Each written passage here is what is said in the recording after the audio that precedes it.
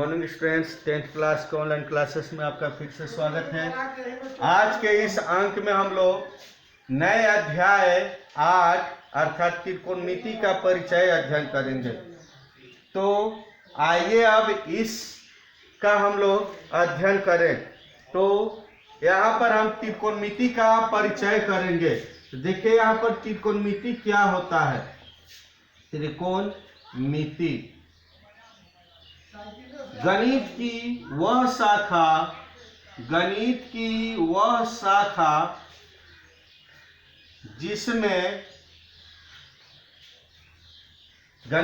शाखा जिसमें तीन कोण वाली आकृति अर्थात त्रिभुज के कोण और भुजाओं के बीच के संबंध का अध्ययन किया जाता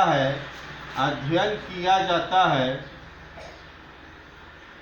उसे त्रिकोणमिति कहते हैं। देखिएगा, त्रिकोणमिति जैसा कि नाम से ही पता चल रहा है, त्रि का मतलब तीन हो गया और कोण का मतलब कोण और मिति मतलब मापन। यानी कि त्रिकोणमिति गणित की वह शाखा है जिसमें तीन कोण वाली आकृतियों का मापन, यानी कि उसके कोण और भुजाओं का मापन से संबंधित, अर्थात उसके कोण और भुजाओं के बीच का जो संबंध होता है उसके बारे में अध्ययन किया जाता है, उसे हम लोग त्रिकोणमिति कहते हैं। त्रिकोणमिति का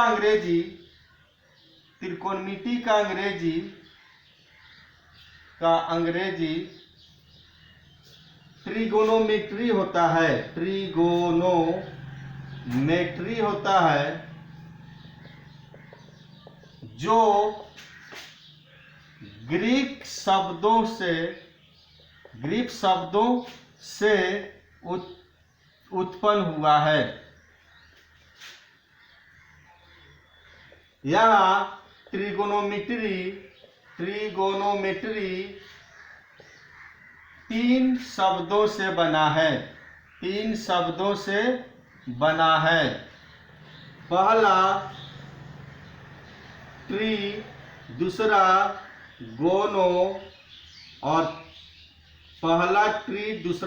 और तीसरा जो है वह है मेट्रॉन। ट्री का मतलब होता है तीन, गोनो का मतलब होता है भुजाएं और मेट्रॉन का मतलब होता है मापना। अर्थात त्रिकोणमिति में तीन भुजाओं को मापने की तकनीक है। अर्थात त्रिकोणमिति का मतलब हो गया कि तीन भुजाओं वाली आकृति में अर्थात त्रिभुज में जो कोण और भुजाओं के बीच का संबंध होता है उसी का अध्ययन किया जाता है, उसी को त्रिकोणमिति कहते हैं। तो इसमें हम लोग एक विशेष प्रकार के त्रिभुज अर्थात समकोण त्रिभुज के बारे में पहले हम जानकारी लेंगे। समकोण त्रिभुज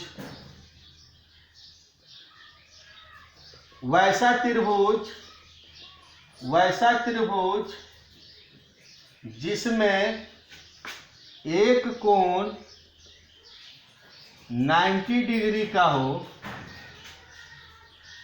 उसे समकोण त्रिभुज कहते हैं। इस त्रिभुज में तीनों भुजाओं का अपना नाम होता है। इन भुजाओं को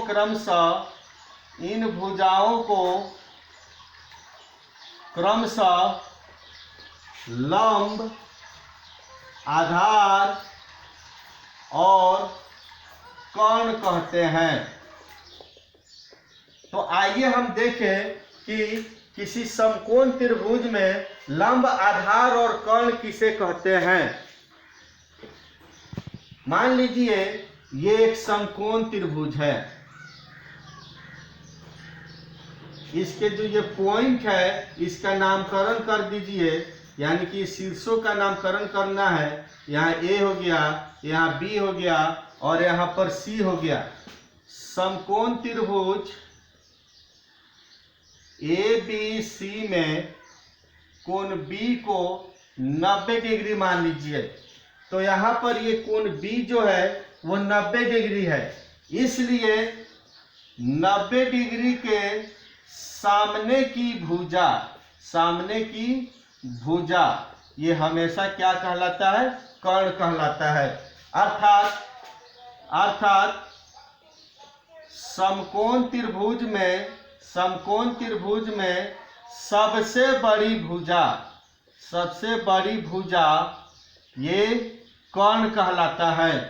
तो यहाँ पर ये जो त्रिभुज है ए बी सी, इसमें ए सी को कर्ण कहेंगे। तो यहाँ पर कर्ण कौन सा हो जाएगा? ए सी।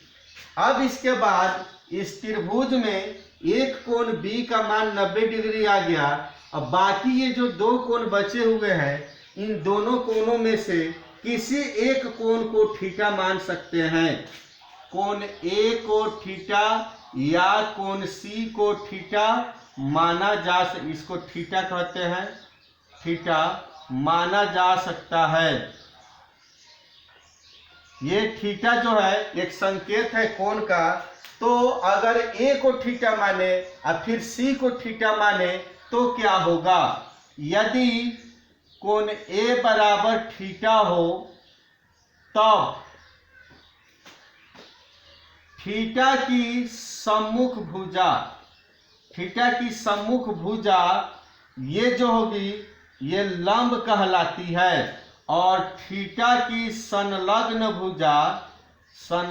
भुजा ये आधार कहलाती है। तो अब यहाँ पर आप देखिए, इसे हम थीटा मान लिए हैं। तो थीटा की सम्मुख भुजा का मतलब हो गया थीटा के सामने की भुजा। थीटा की सम्मुख भुजा यानी कि थीटा के सामने की भुजा। और यहाँ पर थीटा के सामने की भुजा कौन सी है? बीसी है। तो इसलिए यहाँ पर थीटा की सम्मुख भुजा बीसी लंब हो जाएगा। उसी तरह से थीटा की संलग्न भुजा इसका मतलब है थीटा से लगी हुई भुजा। तो आप देखिए, थीटा से लगी हुई दो भुजाएं हैं। यहाँ थीटा है, यहाँ पर ए बी भी इसी से लगी है और ए सी भी इसी से लगी है। चूंकि ए सी इस त्रिभुज की सबसे बड़ी भुजा है और वो 90 डिग्री के सामने है, और इसका नामकरण पहले ही कर्ण कर चुके हैं, और थीटा के सामने की भुजा को हम लंब मान चुके हैं। तो इसलिए ये जो तीसरी भुजा बच गई, इसी को हम लोग कहेंगे आधार। तो इस तरह से यहाँ पर आधार कौन सा हो जाएगा? A B. तो इस समकोण त्रिभुज में लंब और आधार और कर्ण पहचानने आ गया।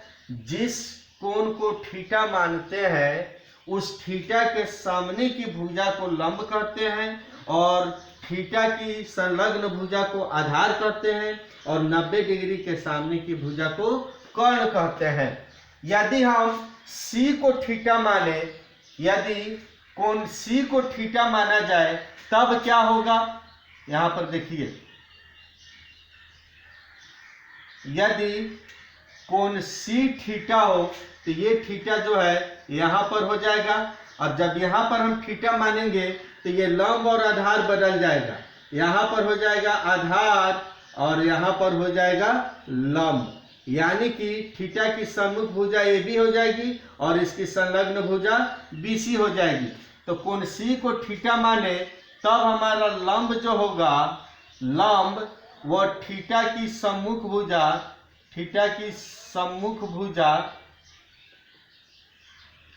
और थीटा की सम्मुख भुजा कौन सी होगी? ए बी होगी।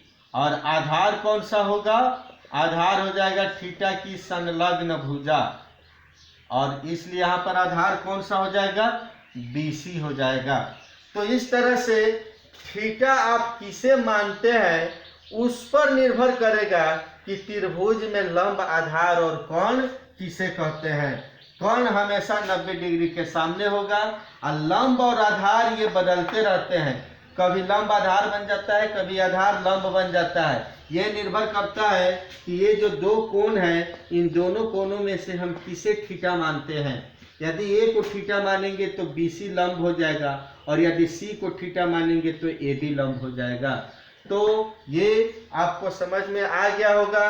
नेक्स्ट क्लास में हम लोग त्रिकोणमितीय अनुपात के बारे में जानेंगे, यानी कि इसी समकोण त्रिभुज में ये लंब, आधार और कर्ण जो तीन भुजाएं हैं, इन तीनों भुजाओं को लेकर 6 तरह का अनुपात बनाया जाता है। वही 6 तरह के जो अनुपात होते हैं उन्हें त्रिकोणमितीय अनुपात कहा जाता है, जिसकी जानकारी हम लोग नेक्स्ट क्लास में करेंगे। तब तक के लिए धन्यवाद।